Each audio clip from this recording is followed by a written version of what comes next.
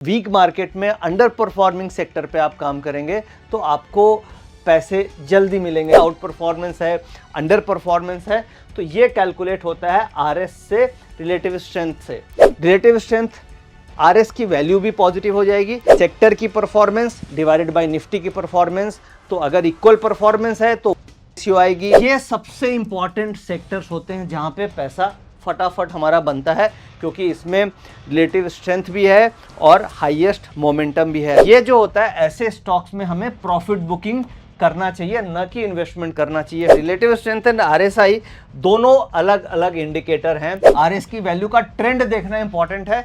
RS की value एक particular time पे क्या है वो इंपॉर्टेंट है, बस उससे ज़्यादा इंपॉर्टेंट है कि आरएस की वैल्यू धीरे धीरे इंप्रूव कर रही है, यानी कि वो लीडिंग क्वाड्रेंट की तरफ जा रहा है या वो लैगिंग क्वाड्रेंट की तरफ मूव कर रहा है, ये फाइंड करना जरूरी है। तो वो बेस्ट ट्रेडिंग सेटअप होगा जहां पे आप ट्रेड करेंगे तो आपको उसमें जल्दी से जल्दी पैसा मिल जाता है। कौन से सेक्टर में तेजी के मार्केट में बाइंग खेलना है या मंदी के मार्केट में किस सेक्टर में हम मंदी खेल सकते हैं, यानी पुट ऑप्शंस में ट्रेड कर सकते हैं, और ये लाइव मार्केट में रैंकिंग करके हम ये डेटा की एनालिसिस कर सकते हैं। नमस्कार डियर सब्सक्राइबर्स, आप सभी का आज के वीडियो में बहुत बहुत स्वागत है। और आज हम लोग बातचीत करेंगे रिलेटिव स्ट्रेंथ ट्रेडिंग के बारे में, यानी कि दो स्टॉक के बीच में क्या स्ट्रेंथ है, दो इंडेक्स के बीच में कौन सा इंडेक्स आउट परफॉर्म कर रहा है, कौन सा इंडेक्स अंडर परफॉर्म कर रहा है, निफ्टी के कंपैरिजन में बैंकिंग की क्या परफॉर्मेंस आ रही है, आईटी क्या लीड कर रहा है या लैग कर रहा है, कौन कौन से सेक्टर लीडिंग पोजीशंस पे हैं और इसे हम कैसे फिल्टर आउट कर सकते हैं, और कौन कौन से सेक्टर्स लैगिंग पोजीशंस पे है। इसका फ़ायदा ये होता है कि जब हम ट्रेडिंग कर रहे होते हैं तो मार्केट अगर ऊपर लग रही है तो उस केस में लीडिंग सेक्टर के स्टॉक्स में अगर आप काम करेंगे तो आपको फटाफट वहाँ पे प्रॉफिट मिलने के चांसेस होते हैं। मान लीजिए मार्केट में डेटा नेगेटिव है, मार्केट अगर गिर रही है तो उस सिचुएशन में हमें लैगिंग सेक्टर्स पे काम करना चाहिए, यानी वैसे सेक्टर जो अंडर परफॉर्म कर रहे हैं।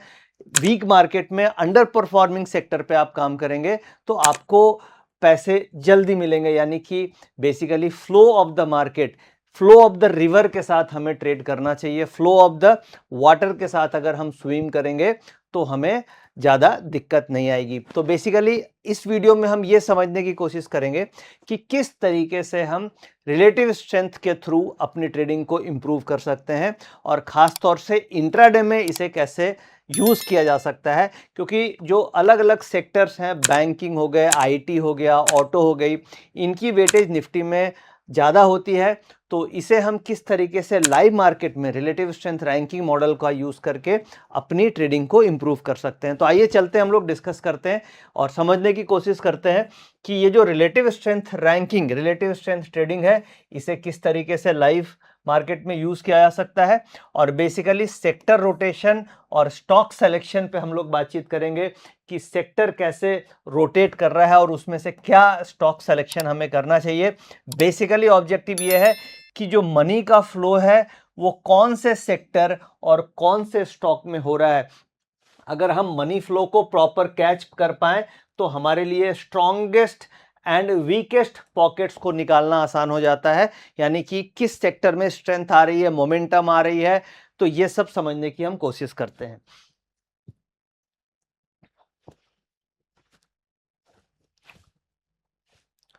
अब जो मेन आज का जो एजेंडा है इसमें हम ये समझेंगे कि कोर कॉन्सेप्ट, रिलेटिव स्ट्रेंथ का जो कोर कॉन्सेप्ट है वो क्या कोर कॉन्सेप्ट है, फिर इसे मेजर हम कैसे करते हैं, जो रिलेटिव स्ट्रेंथ की मेजरमेंट है वो कैसे की जाती है, रैंकिंग करने का क्या तरीका है, यानी कि टॉप 3 और बॉटम 3 सेक्टर्स आप कैसे फाइंड कर सकते हैं। बहुत सारे सेक्टर्स में हम लोग देखते हैं, बैंकिंग हो गया, आईटी हो गया, मेटल है, सर्विस सेक्टर है, ऑयल एंड गैस है। तो ये सभी सेक्टर की रैंकिंग्स कैसे हम कर सकते हैं। रिलेटिव स्ट्रेंथ यानी कि आप ऐसे समझे कि दो प्रोडक्ट है और उसके बीच में आपको कंपेयर करना है कि प्रोडक्ट ए ज़्यादा स्ट्रांग है या प्रोडक्ट बी ज़्यादा स्ट्रांग है, यानी कि दो ह्यूमन बॉडी है सपोज कीजिए, तो नॉर्मली अभी हम लोग क्या करते हैं, एक विजुअलाइज करके आप ह्यूमन बॉडी को देख के आप एनालाइज कर लेते हैं कि दिस बॉडी इज स्ट्रांगर और दिस बॉडी इज वीकर। उसी तरीके से जब दो सेक्टर का आप कंपैरिजन करेंगे तो उस केस में हम लोग RS ranking, relative strength ranking use करते हैं, जिससे हम फाइंड आउट कर पाते हैं कि IT इज स्ट्रांगर और बैंकिंग इज स्ट्रांगर, और उसके लिए बेस हम कंपैरिजन करते हैं वर्सेस निफ्टी, यानी निफ्टी के कंपैरिजन में IT आउट परफॉर्म कर रही है या बैंकिंग आउट परफॉर्म कर रही है। तो ये रैंकिंग कैसे की जाती है इसके बारे में सीखेंगे, और फिर ट्रेड को एग्जीक्यूट कैसे करना है, और फिर हमारे चेकलिस्ट और रिस्क पैरामीटर्स क्या हो सकते हैं। तो ये जो फैक्टर्स हैं इसके ऊपर हम लोग बातचीत करेंगे। अब रिलेटिव स्ट्रेंथ होती क्या है, रिलेटिव स्ट्रेंथ का मतलब क्या होता है? तो रिलेटिव स्ट्रेंथ, रिलेटिव स्ट्रेंथ यानी कि दो सेक्टर्स के बीच में आप रिलेटिव कंपैरिजन कर रहे हैं, यानी रिलेटिव का मतलब कंपेयर टू अदर सेक्टर क्या स्ट्रेंथ बन रही है। जैसे फॉर एग्जांपल ये निकलेगी कैसे, जैसे मान लिया कोई सेक्टर का रिटर्न है माइनस निफ्टी रिटर्न। जैसे फॉर एग्जांपल हम यहां पे लेते हैं कि निफ्टी में सपोज कीजिए कि निफ्टी 3% ऊपर चली गई और फार्मा फॉर एग्जांपल 6% ऊपर चला गया, तो रिलेटिव स्ट्रेंथ कितनी है इसमें? 3% की रिलेटिव स्ट्रेंथ है, यानी कि निफ्टी 3% जा रहा है ऊपर, whereas pharma is going up by 6%। तो यहां पे आप क्या बोलेंगे कि फार्मा आउट परफॉर्म कर रही है निफ्टी को and out performance is by 3%, hence the relative strength is 3%। सो यहां पे आउट परफॉर्मेंस, हम लोग सुनते हैं ना कि आउट परफॉर्मेंस है, अंडर परफॉर्मेंस है, तो ये कैलकुलेट होता है RS से, रिलेटिव स्ट्रेंथ से। अब सपोज कीजिए दूसरा एग्जांपल ले कि निफ्टी डाउन हो जाती है, Nifty is down by 2%, Nifty 2% से गिर गई, वेयर एज कोई भी सेक्टर, सपोज कीजिए बैंकिंग है, banking is down by only 0.5%। इसका मतलब क्या हो गया कि निफ्टी तो 2% गिर गई, बट बैंकिंग जो है ये केवल आधे % गिरा है। इसमें आप क्या बोलेंगे कि still strong because it is falling lesser, यानी यहां पे भी आउट परफॉर्मेंस आपको दिख रही है। निफ्टी तो गिर गई 2%, बट वो सेक्टर नहीं गिर रहा है, यानी कि वहां पे आउट परफॉर्मेंस हो रहा है। तो गिरने में भी आउट परफॉर्मेंस हो सकती है और ऊपर जाने में भी आउट परफॉर्मेंस हो सकती है। इसी तरीके से अंडर परफॉर्मेंस क्या होता है? अंडर परफॉर्मेंस अभी आप देख रहे हैं IT में क्या हो रहा है कि निफ्टी बाउंस कर रही है, IT बाउंस नहीं कर रही है, तो क्या बोलेंगे? IT is under performing. तो ये बेसिकली हम लोग रिलेटिव स्ट्रेंथ रैंकिंग मॉडल से फाइंड आउट करते हैं। तो रिटर्न क्या हो गया? रिलेटिव स्ट्रेंथ सेक्टर का जो सेक्टर का रिटर्न आया सपोज कीजिए 6% और निफ्टी का रिटर्न आया मेरा 3%, तो रिलेटिव स्ट्रेंथ कितनी आई? 3% is the relative strength value. तो यहां पे हमें यह समझ में आया कि रिलेटिव स्ट्रेंथ वैल्यू कैसे कैलकुलेट की जाती है।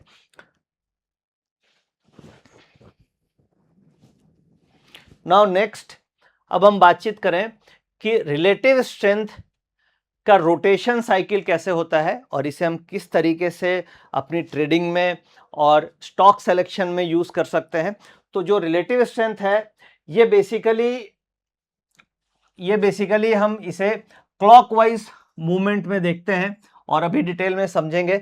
बट इसमें क्या है, एक तो सबसे फर्स्ट होता है इंप्रूविंग क्वाड्रेंट, यानी वैसे सेक्टर्स या वैसे स्टॉक जो इंप्रूव कर रहे हैं और इंप्रूव करके वो लीडिंग क्वाड्रेंट की तरफ मूव कर रहे हैं। अब इसमें क्या होता है, जो स्टॉक्स इंप्रूव कर रहे हैं उसके रिलेटिव स्ट्रेंथ वैल्यूज तो उसकी नेगेटिव होगी, बट उसका मोमेंटम पॉजिटिव हो जाता है। ऐसे सेक्टर कौन से होते हैं? ऐसे सेक्टर्स वो होते हैं जो बॉटम हिट कर रहा है, यानी कि अपना बॉटम बनाने की कोशिश कर रहा है। कई बार आप देखिएगा सेक्टर के मोमेंटम पॉजिटिव हो जाते हैं, रिलेटिव स्ट्रेंथ अभी भी उसकी वीक है बट उसका मोमेंटम स्ट्रांग हो रहा है, तो वो कैटेगरी होती है हमारी इंप्रूविंग क्वाड्रेंट के अंदर में आता है। और अगर ये फर्दर इंप्रूव करके लीडिंग क्वाड्रेंट में चला जाता है, लीडिंग क्वाड्रेंट में क्या होगा कि रिलेटिव स्ट्रेंथ RS की वैल्यू भी पॉजिटिव हो जाएगी। RS की वैल्यू कैसे पॉजिटिव होगी? अगर निफ्टी के कंपैरिजन में मेरा कोई भी स्टॉक या कोई भी सेक्टर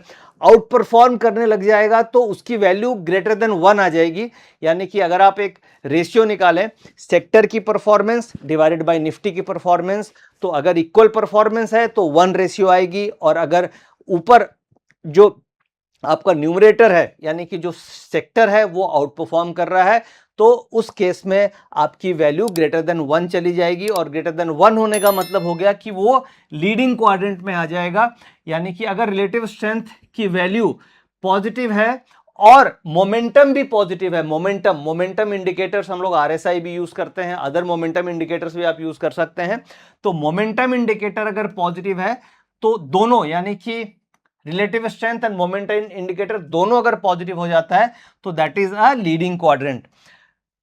तो जब इंप्रूविंग से लीडिंग में चला गया तो ये सबसे इंपॉर्टेंट सेक्टर्स होते हैं जहां पे पैसा फटाफट हमारा बनता है, क्योंकि इसमें रिलेटिव स्ट्रेंथ भी है और हाईएस्ट मोमेंटम भी है। तो एज अ ट्रेडर जब हम स्टॉक ऑप्शंस ट्रेड कर रहे हैं तो हमें उन सेक्टर्स पे फोकस करना चाहिए, हमें उन स्टॉक्स पे फोकस करना चाहिए जो इस क्वाड्रेंट में फॉल कर रहे हैं, क्योंकि इनमें मूवमेंट हमें फास्ट मिलेगा। अगर हम कॉल ऑप्शन में ट्रेड कर रहे हैं, as a buyer of option हम ट्रेड कर रहे हैं, खासतौर से बुलिश व्यू लेकर के, तो ट्रेडिंग हमें इस क्वाड्रेंट में ट्रेड करना चाहिए। अब क्या होता है, कई बार आप देखते होंगे कि स्टॉक ऑलरेडी ऊपर मूव कर गया, मूव करने के बाद उसका मोमेंटम स्लो डाउन होने लग जाता है, स्टॉक धीरे धीरे अंडर परफॉर्म करने लग जाता है, उसकी मोमेंटम स्लो डाउन हो जाती है, तो वो धीरे धीरे क्या होता है, उसे हम बोलते हैं वीकनिंग क्वाड्रेंट। यानी कि वो अपनी रैली कंप्लीट करने के बाद अब उसमें प्रॉफिट बुकिंग आनी चालू हो गई है। तो उस केस में क्या होता है, उसमें रिलेटिव स्ट्रेंथ तो अभी भी पॉजिटिव होगी बट मोमेंटम टर्न्स नेगेटिव। तो ऐसे केस में वो स्टॉक धीरे धीरे वीकनिंग क्वाड्रेंट की तरफ चला जाता है। तो इसमें आउट परफॉर्मेंस जो इसकी थी वो स्लो डाउन हो जाती है, जो आउट परफॉर्मेंस हो रही थी वो स्लो डाउन होती है। तो ये जो होता है, ऐसे स्टॉक्स में हमें प्रॉफिट बुकिंग करना चाहिए, न कि इन्वेस्टमेंट करना चाहिए। फिर क्या होता है, ये वीकनिंग से फिर चली जाती है लैगिंग क्वाड्रेंट में।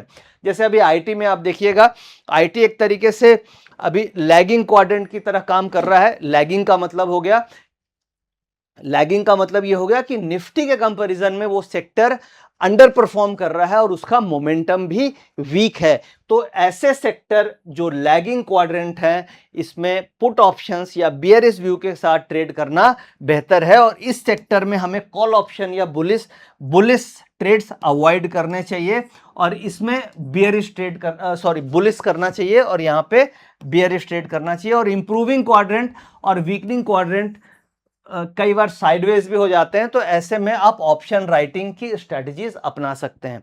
इसे और आगे डिटेल में समझने की कोशिश करेंगे, बट ये एक बेसिक हो गया जो क्लॉकवाइज रोटेशन में सेक्टर्स मूव करते हैं। और आप कई बार देखते हैं कि कोई सेक्टर कभी वीक है, कभी स्ट्रांग हो जाता है। तो ये मेन 4 साइकिल होती है किसी भी स्टॉक की, किसी भी सेक्टर की, किसी भी इंडेक्स की, और इसी क्वाड्रेंट में वो मूव करते हैं।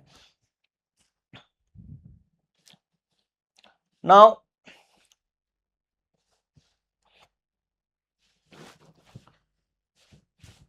अब जैसे मार्केट की जो कंडीशंस होगी, ये कुल मिला के 4 कंडीशन अराइज होकर के मार्केट में आती है। वो जो क्वाड्रेंट हमने अभी स्टडी किया, उस क्वाड्रेंट का जो कंक्लूजन आएगा वो 4 कंडीशंस में मार्केट डिवाइड हो जाती है।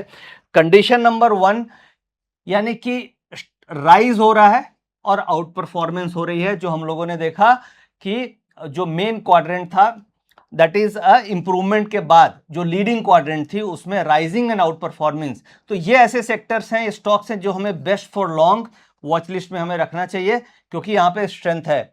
अब कई बार क्या होता है, फॉलिंग स्टॉक्स फॉल कर रहे हैं but which is less than Nifty, यानी निफ्टी से कम फॉल कर रहे हैं। ये हमारा हो गया, ये बेसिकली हो गया कि क्वाड्रेंट, स्ट्रॉन्ग क्वाड्रेंट से ये धीरे धीरे अंडर परफॉर्मेंस की तरफ जा रहे हैं। और फिर फॉलिंग एंड अंडर परफॉर्मिंग, यानी कि स्टॉक भी फॉल कर रहे हैं और अंडर परफॉर्मेंस कर रहे हैं। राइजिंग लेस देन निफ्टी, ये इसका मतलब हो गया कि निफ्टी के कंपैरिजन में वो कम राइज कर रहे हैं, यानी अंडर परफॉर्म कर रहे हैं। तो ये बेसिकली 4 कंडीशन है। अब इसे कैसे ट्रेड करना है, इसकी पूरी कैलकुलेशंस क्या है, इसे हम कैसे इंट्राडे में यूज करेंगे, इसे हम आगे समझने की कोशिश करते हैं। बट ये एक बेसिक कॉन्सेप्ट आपको समझ में आ गया होगा कि रिलेटिव स्ट्रेंथ रैंकिंग में किस तरीके से सेक्टर्स को डिवाइड किया जाता है। नाउ रिलेटिव स्ट्रेंथ रैंकिंग एक और यहाँ पे इंपॉर्टेंट पॉइंट है कि कई सारे ट्रेडर्स ये कंफ्यूज हो जाते हैं कि रिलेटिव स्ट्रेंथ और आरएसआई को वो एक ही समझने लगते हैं। रिलेटिव स्ट्रेंथ एंड आरएसआई दोनों अलग अलग इंडिकेटर हैं। रिलेटिव स्ट्रेंथ और आरएसआई, हमें ये कंफ्यूज नहीं होना है कि रिलेटिव स्ट्रेंथ और आरएसआई सेम थिंग है, दोनों डिफरेंट थिंग है, दोनों डिफरेंट है। आरएसआई अलग होता है और रिलेटिव स्ट्रेंथ रैंकिंग डिफरेंट होता है। रिलेटिव स्ट्रेंथ क्या करता है? रिलेटिव स्ट्रेंथ ये करता है, measures how stock is performing compare to the benchmark. यानी रिलेटिव स्ट्रेंथ ये मेजर करता है कि बेंचमार्क के अगेंस्ट में, निफ्टी के अगेंस्ट में मेरा स्टॉक कैसे परफॉर्म कर रहा है। सपोज कीजिए मैं निफ्टी के अगेंस्ट में रिलायंस की रिलेटिव स्ट्रेंथ रैंकिंग चेक करना चाहूं तो क्या निफ्टी को आउट परफॉर्म कर रहा है रिलायंस या अंडर परफॉर्म कर रहा है? अगर अंडर परफॉर्म कर रहा है तो हमें वैसे स्टॉक्स में बुल स्प्रेड्स या बुलिश स्ट्रेटजी या कॉल्स को अवॉइड करनी चाहिए, क्योंकि अगर अंडर परफॉर्मेंस है तो निफ्टी गिरेगी तो वो जल्दी गिर जाएगा क्योंकि अंडर परफॉर्मेंस है। और बुलिश स्ट्रेटजी उसी सेक्टर में या उसी स्टॉक में करना चाहिए जो आउट परफॉर्म कर रही है। तो आरएस क्या करता है? आरएस हमें यह गाइड करता है कि कौन सा स्टॉक आउट परफॉर्म कर रहा है कंपेयर टू बेंचमार्क। पर्पस क्या है आरएस का? आरएस का पर्पस है identifies the market leaders, market के जो लीडर्स हैं उसे आइडेंटिफाई करने में हमें हेल्प करता है। Help in selecting the strong stocks, जो स्ट्रॉन्ग स्टॉक्स हैं उसे सेलेक्ट हम कर सकते हैं। Helps in selecting the strong sector rotation में, और relative strength, relative price performance में हेल्प करता है। तो रिलेटिव स्ट्रेंथ क्या हो गया? जैसे एग्जांपल मैंने बताया कि निफ्टी सपोज कीजिए 2% ऊपर है और कोई स्टॉक 6% ऊपर है तो इसकी रिलेटिवली स्ट्रेंथ ज्यादा है। तो वैसा स्टॉक जो निफ्टी से जल्दी जल्दी बढ़ रहा है, अगर उस स्टॉक में हम ट्रेड करेंगे तो हमें जल्दी पैसा मिलेगा और फास्ट पैसा मिलेगा, जल्दी प्रॉफिट होगा, कॉल्स हमारी जल्दी चलेगी तो टाइम वैल्यू डिके का रिस्क कम होगा। उसी तरीके से आरएसआई क्या होती है? आरएसआई को हम बोलते हैं रिलेटिव स्ट्रेंथ इंडेक्स। अब ये है क्या? ये एक तरीके का टेक्निकल मोमेंटम ऑसिलेटर है, developed by J Wells Wilder, इन्होंने डेवलप किया है। And this is a momentum indicator. इसका पर्पस क्या होता है? आरएसआई का पर्पस है ये बाइंग एंड सेलिंग मोमेंटम को इंडिकेट करता है। Overbought and oversold conditions हमें बताता है। इसकी जो रेंज होती है वो 0 से 100 के बीच में रेंज होती है, इसकी कोई रेंज नहीं होती है। ये जो under performance and out performance 100% भी हो सकती है, 200% भी हो सकती है और 500% भी हो सकती है, बट आरएसआई की वैल्यू 0 से 100 के बीच में होगी। आरएसआई हमें यह बताता है कि एबव 70 है तो ओवरबॉट है और बिलो 30 है तो ओवरसोल्ड है। बट आरएस हमें क्या बताता है? आरएस बताता है कि दो इंडेक्स के बीच में कौन सा स्ट्रांग है। तो ये बिल्कुल समझ में आ गया होगा कि आरएसआई एक डिफरेंट मोमेंटम ऑसिलेटर है और आरएस एक स्ट्रेंथ कैप्चर करने के लिए इंडिकेटर है। तो अगर आप प्राइस एक्शन पे ट्रेड कर रहे हैं तो आपके लिए आरएसआई इंडिकेटर आप यूज कर सकते हैं। बट आप स्टॉक और सेक्टर सिलेक्शन या स्टॉक फिल्टर करना चाह रहे हैं, कौन से सेक्टर में मैं ट्रेड करूं, ये डिसीजन लेना चाह रहे हैं, तो आपके लिए काम करेगी आरएस की वैल्यू। तो अब मान लीजिए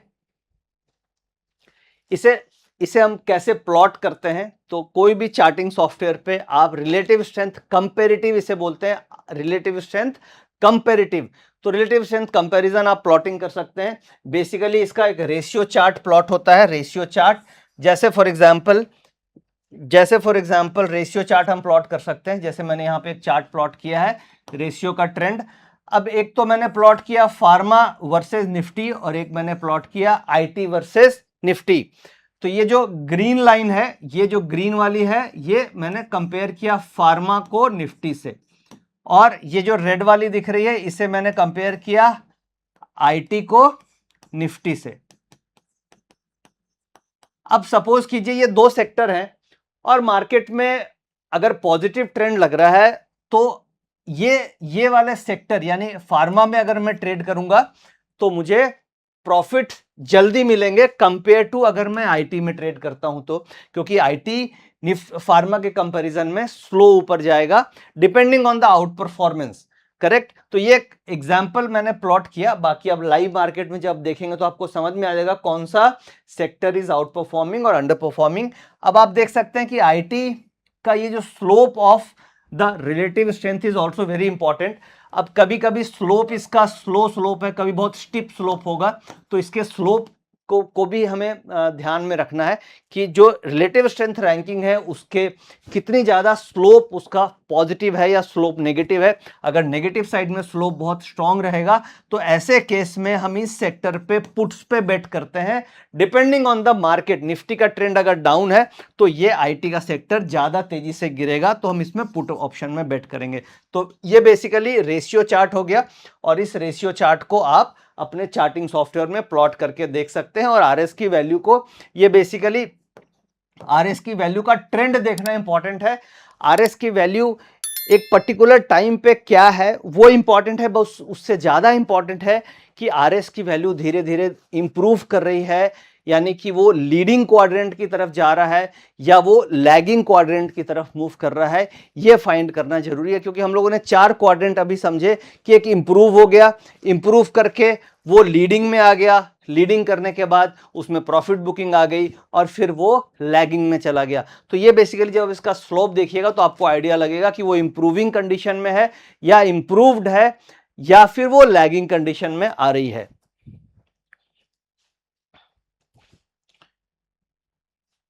अब इसे और हम इन डेप्थ समझने की कोशिश करते हैं कि मान लीजिए मुझे इंट्राडे ट्रेड करना है या मुझे एक लंबा व्यू लेकर के चलना है, तो इसे कैसे देखना चाहिए। तो इसे बेसिकली अगर मैं थोड़ा सा लंबा व्यू लेकर के चलूं, यानी कि मैं 1 वीक या 1 मंथ के हिसाब से अगर करूं, तो उस केस में आपको 1 डे, 1 वीक और 1 मंथ, यानी कि मंथली आरएस, वीकली आरएस और डेली आरएस, ये तीनों कैलकुलेट करनी होगी। यानी कि मंथ ऑन मंथ कौन सा सेक्टर आउट परफॉर्म कर रहा है, वीक ऑन वीक कौन सा सेक्टर आउट परफॉर्म कर रहा है, एंड डे ऑन डे कौन सा सेक्टर आउट परफॉर्म कर रहा है। सपोज आपको कभी ऐसी कंडीशन मिलती है कि banking month on month out perform कर रहा है, week on week out perform कर रहा है और इंट्राडे में भी आउट परफॉर्म कर रहा है, तो वो बेस्ट ट्रेडिंग सेटअप होगा जहां पे आप ट्रेड करेंगे तो आपको उसमें जल्दी से जल्दी पैसा मिल जाता है। तो अब इसे हम एग्जांपल के थ्रू समझने की कोशिश करते हैं। और जैसे मैंने अभी ये लाइव मार्केट की रिलेटिव स्ट्रेंथ रैंकिंग आपके सामने खोली है, और इसमें आप ये देखिए सेक्टर स्ट्रेंथ रैंकिंग हम देख रहे हैं।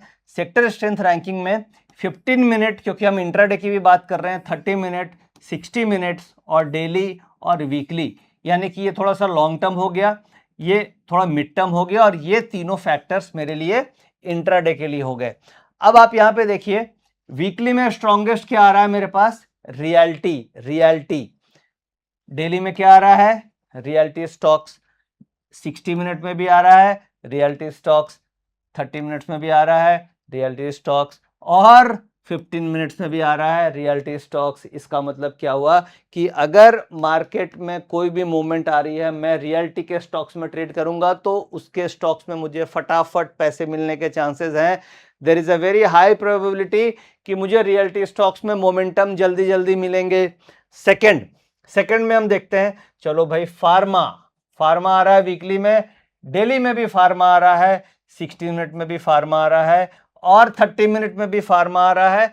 15 मिनट में फार्मा की रैंकिंग 4th पे है, यानी कि चलो अच्छा है, अब सीढ़ी ऊपर ही दिख रही है। इसका मतलब आपको फार्मा में जहां मौका मिले, जहां प्राइस में ब्रेकआउट मिले, जिस स्टॉक में ब्रेकआउट मिले उसकी कॉल ऑप्शन ट्रेड कीजिए, पैसे मिलेंगे।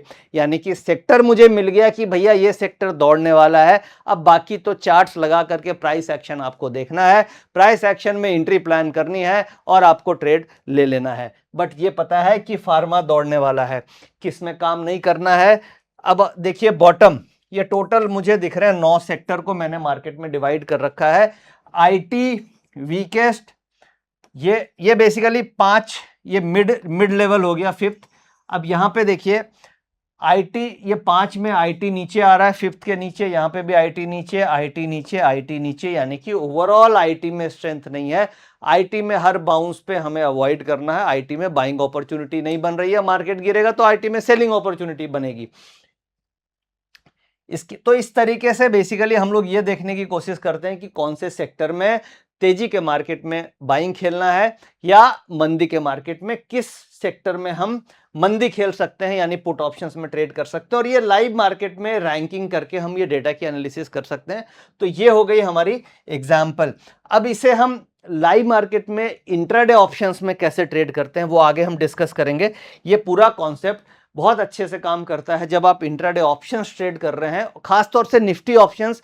तो इसका अलग तरीके से हम कंक्लूड करते हैं, वो आगे मैं फिर से आपको समझाऊंगा। एक बार फिर से पीपीटी में समझने की कोशिश करते हैं, फिर मैं आपको आगे लेकर के चलता हूं वहां पे।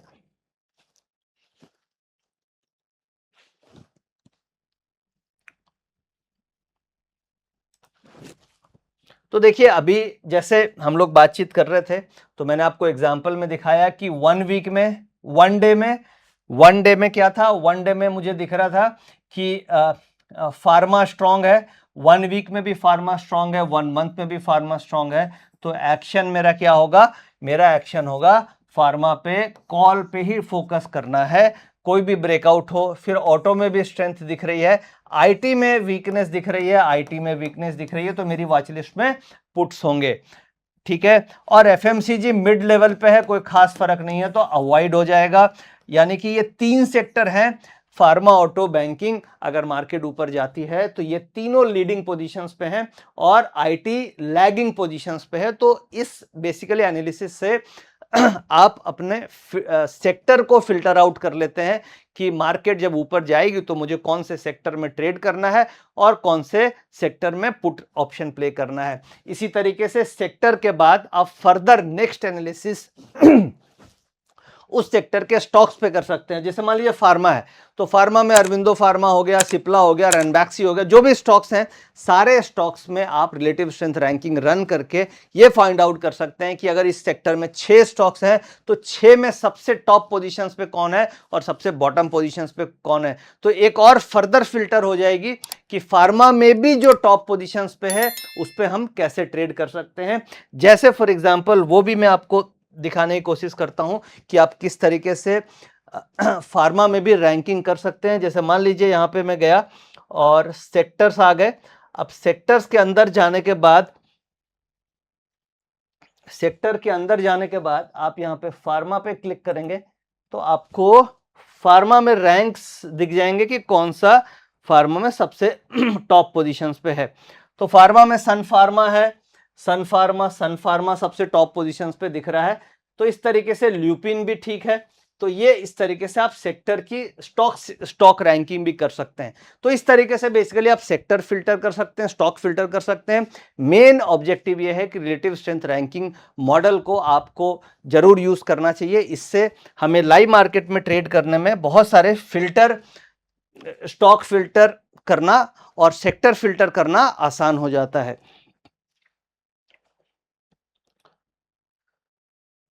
अब ये जो सेक्टर्स हैं इसके बारे में, अब इंट्राडे के बारे में हम लोग बातचीत करते हैं कि इंट्राडे में किस तरीके से इस मॉडल को हम लोग ऑप्शंस में यूज कर सकते हैं। जैसे बैंकिंग, खासतौर से फाइनेंशियल सेक्टर, इसका वेटेज कितना है, निफ्टी में 37% वेटेज है। ऑयल एंड गैस का वेटेज कितना है, 9.79% वेटेज है। आईटी का वेटेज में देखूं तो 7.41 है और ऑटोमोबाइल्स का वेटेज हो गया 6.74। तो ये 4 सेक्टर को मिलाकर के आप देखिएगा तो 37,976, ये अप्रोक्सीमेटली 61% के आसपास आएगी। और बाकी ये 1 2 3 4 5 6 7 8 9 10 11, ये कुल मिला के 11 सेक्टर मिला करके आपके 39% की वेटेज आएगी। तो जो मेन ये 4 लीडिंग सेक्टर हैं। तो लाइव मार्केट में जब आप ऑप्शन ट्रेड कर रहे हैं तो आपको यह ध्यान रखना है कि ये 4 सेक्टर की रिलेटिव स्ट्रेंथ रैंकिंग क्या चल रही है। क्या ये 4 सेक्टर निफ्टी को आउट परफॉर्म कर रहे हैं या ये 4 सेक्टर निफ्टी को अंडर परफॉर्म कर रहे हैं। अगर ये 4 सेक्टर निफ्टी को अंडर परफॉर्म कर रहे हैं, इसका मतलब क्या हुआ कि निफ्टी में स्ट्रेंथ नहीं है। बाकी फिर पीसीआर डेटा, वीवैप और एडवांस डिक्लाइन रेशियो से हम कंफर्मेशन ले लेंगे। बट अगर ये 4 सेक्टर निफ्टी को आउट परफॉर्म कर रहे हैं तो इसका मतलब निफ्टी किसी भी कंडीशन में गिर नहीं सकती, निफ्टी ऊपर जाने के बहुत हाई प्रोबेबिलिटी है। और अगर ये अंडर परफॉर्म कर रहे हैं तो निफ्टी ऊपर नहीं जा सकती, जाने की प्रोबेबिलिटी नीचे हाई है। तो ये बेसिकली हम लोग रिलेटिव स्ट्रेंथ रैंकिंग इस 4 सेक्टर को देख के कर सकते हैं और बाकी ये जो सेक्टर्स हैं इनकी वेटेज छोटी छोटी है, तो इसके ऊपर बहुत ज्यादा हमें फोकस करने की जरूरत नहीं है। इसी तरीके से अगर आप टॉप कंस्टिट्यूएंट देखिएगा निफ्टी का, तो निफ्टी में एचडीएफसी की वेटेज है 11.18, इसके बाद आता है आईसीआईसी बैंक, यानी ये दोनों मिला के हो गई निफ्टी का 20%, एचडीएफसी और आईसीआईसीआई। इसके बाद रिलायंस है जिसका वेटेज है 8%, और फिर भारतीय एयरटेल है जिसका वेटेज है 5%। तो ये जो ऊपर के 5 स्टॉक्स हैं, अगर ये 5 स्टॉक्स में से 2-3 स्टॉक्स भी आउट परफॉर्म कर रहे हैं निफ्टी को, इसका मतलब निफ्टी ऊपर जाने के चांसेस हैं, क्योंकि जो मेन लीडर है जैसे एचडीएफसी और आईसीआईसीआई, ये दो ही पकड़ लीजिए जिसका वेटेज 20% है। तो अगर ये दोनों स्टॉक्स निफ्टी को आउट परफॉर्म कर रहे हैं तो आपका इसका मतलब क्या हुआ कि अगर एचडीएफसी और आईसीआईसीआई बैंक की रिलेटिव स्ट्रेंथ रैंकिंग 1 से ऊपर है, इसका मतलब यह हुआ कि निफ्टी के ऊपर जाने के चांसेस वेरी हाई हैं। और उसके बाद अगर आप PCR data, advance decline ratio, वीवैप और मार्केट सेंटिमेंट को यूज कीजिएगा तो आपको बहुत कॉन्फिडेंस मिलेगा कि इसके बेसिस पे आप ट्रेड इनिशिएट कर पाएंगे और ट्रेड को लंबा होल्ड भी कर पाएंगे। तो ये इस तरीके से हम लोग इंट्राडे जब ट्रेड करते हैं तो यहां पे हम सेक्टर की रिलेटिव स्ट्रेंथ रैंकिंग में ये 4 सेक्टर पे फोकस करते हैं, और स्टॉक की जब रिलेटिव स्ट्रेंथ रैंकिंग देख रहे हैं तो आप ये ऊपर के 3-4 स्टॉक्स पे फोकस करके अपना ट्रेड डिसीजन ले सकते हैं। तो बेसिकली ऑब्जेक्टिव ये होता है कि ये जो स्ट्रेंथ है ये हमें डिसीजन लेने में, ट्रेड को लंबा होल्ड करने में और डिसीजन कॉन्फिडेंस के साथ लेने में हमें ये काफी हेल्प करता है। अब जैसे मान लीजिए मेन अब ट्रेडिंग रिजीम क्या होगी और हम किस तरीके से ट्रेड करेंगे, क्या हमारा ट्रेड सेटअप होगा, उसके बारे में बातचीत कर लेते हैं। बेसिक कॉन्सेप्ट आपको समझ में आ गया होगा। तो अगर राइजिंग मार्केट है, मार्केट लग रहा है स्ट्रांग है, तो ऐसे सिचुएशन में हमें स्ट्रांग सेक्टर पे फोकस करना चाहिए। Look for calls on a top ranked sector, यानी कॉल्स पे फोकस करना है, वैसे स्टॉक्स, वैसे सेक्टर जो जिसकी रिलेटिव स्ट्रेंथ ज्यादा है। सपोज कीजिए फॉलिंग मार्केट है, मार्केट वीक है, तो स्ट्रॉन्ग सेक्टर्स कम गिरेंगे और वीक सेक्टर ज्यादा गिरेंगे। तो अगर ऐसा लग रहा है कि मार्केट वीक है, ट्रेंड वीक है, तो हमें वीकेस्ट सेक्टर की तरफ फोकस करेंगे और पुट हमारी वॉच लिस्ट में होना चाहिए। यानी कि अगर मार्केट ऊपर की तरफ ट्रेंड है तो आपको स्ट्रॉन्ग सेक्टर में बैठना है, और नीचे की तरफ ट्रेंड है तो वीक सेक्टर की तरफ बैठना है। और अगर सेक्टर रोटेशन में कुछ खास उसकी वैल्यू नहीं है, 1 के आसपास वैल्यू है, तो वैसे सेक्टर को अवॉइड कर देना है। तो हमेशा अगर आप 10 सेक्टर में मार्केट को डिवाइड कीजिएगा तो ऊपर के 2 सेक्टर में आपको पोजीशंस रखना है और नीचे के 2 सेक्टर में वीकनेस में रखना है, और बाकी बीच के सेक्टर को छोड़ देना है क्योंकि वहां पे साइडवेज मोमेंटम होने के चांसेस हैं। ध्यान ये रखना है कि अगर ऊपर के 2 सेक्टर बैंकिंग, आईटी और oil and gas and auto ये 4 आ रहे हैं तो निफ्टी बहुत स्ट्रांग है, और बॉटम की तरफ अगर ये 4 में से कोई भी 2-3 आ रहे हैं वेटेज के हिसाब से तो निफ्टी ओवरऑल वीकनेस की तरफ जा सकती है।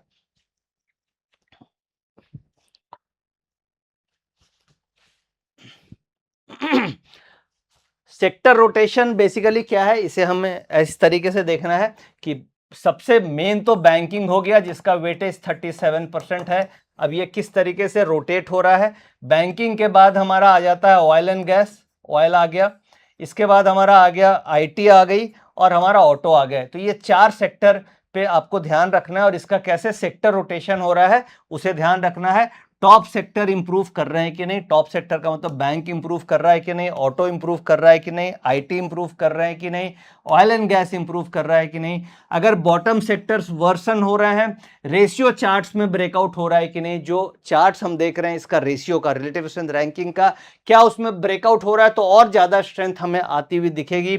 मार्केट का ब्रेड्थ किस तरीके से है, हेवी वेट्स लीड कर रहे हैं कि नहीं, एचडीएफसी, आईसीआईसीआई या फिर रिलायंस इंडस्ट्रीज लीड कर रहे हैं कि नहीं, प्राइस वीवैप के ऊपर चल रहा है या प्राइस वीवैप के नीचे चल रहा है, ये सारे फैक्टर्स पे हमें नजर रखनी चाहिए। अब बेसिकली ट्रेडिंग कैसे होती है, ट्रेडिंग करते समय हमें कुछ bullish setup, call buying candidates कौन होंगे। निफ्टी पॉजिटिव चल रही है, जैसे कि मान लीजिए निफ्टी पॉजिटिव है, Nifty positive, sector out perform कर रहा है और स्टॉक एवं वीवैप है, अगर ये तीनों कंडीशन मीट हो गई तो उस केस में हम टॉप 3 इंप्रूविंग स्टॉक्स पे फोकस करेंगे, और इसके साथ एडवांस डिक्लाइन रेशियो और हायर हाइज अगर बन रहे हैं तो हम कॉल बाइंग की तरफ फोकस करेंगे।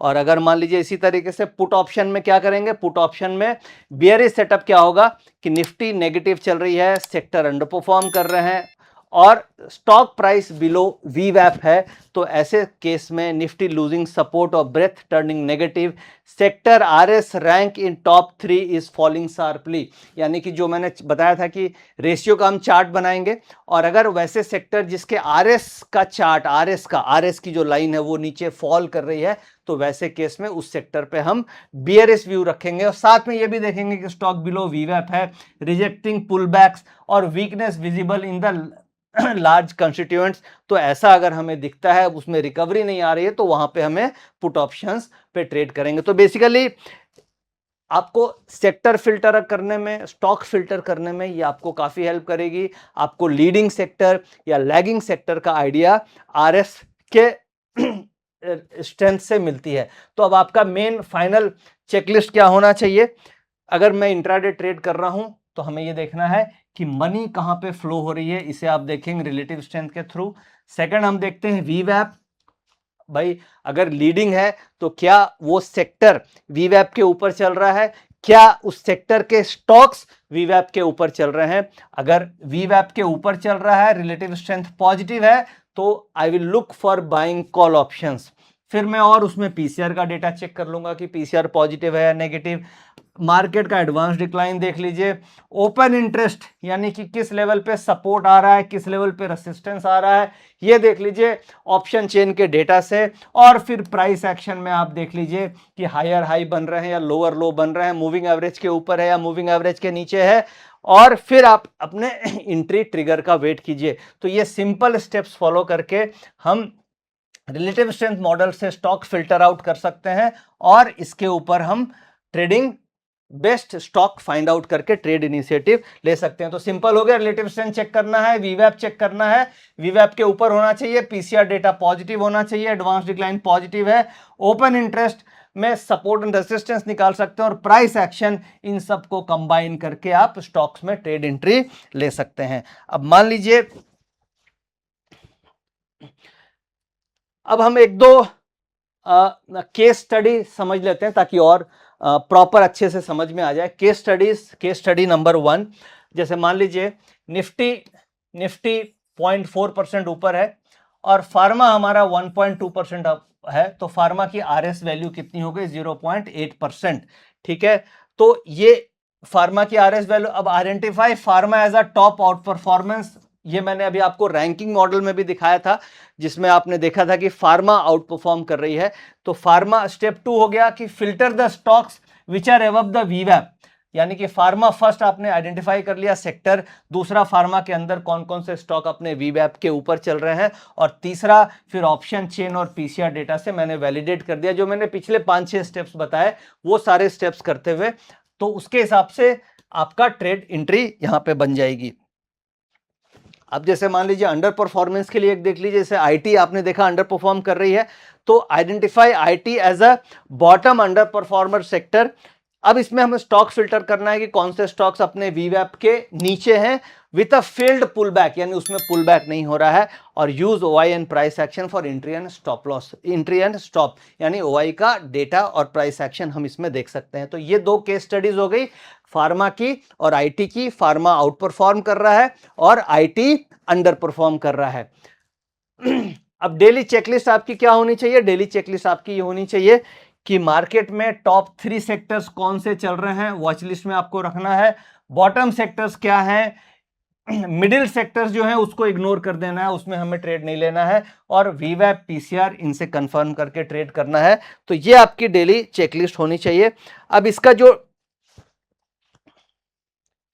डेटा है, final take away, relative strength helps you to identify where the money is flowing, यानी कि कौन से सेक्टर में मनी का फ्लो हो रहा है, ये आपको आइडेंटिफाई करने में ये हेल्प करता है।